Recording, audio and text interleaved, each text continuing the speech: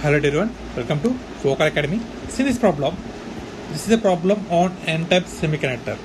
So for N-type semiconductor, Hall coefficient is given as 200 cm³ per coulomb and conductivity is given as 10 siemens per meter. So Hall coefficient, it was represented with the symbol RH and conductivity was represented with symbol sigma. Now how can you find electron mobility? So electron is nothing but mu n. How can you find it?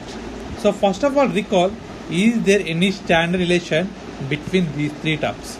Yes, there is a standard relation.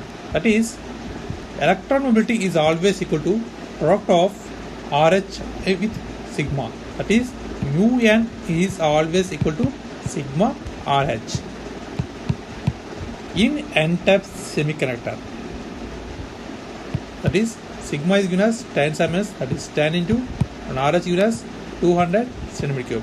Nothing but 2000 cm² per volt second. So this is the electron mobility in N-type semiconductor.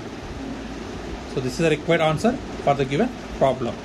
And this is the process of simplification. And thanks for watching. Please subscribe, like, share. Thanks.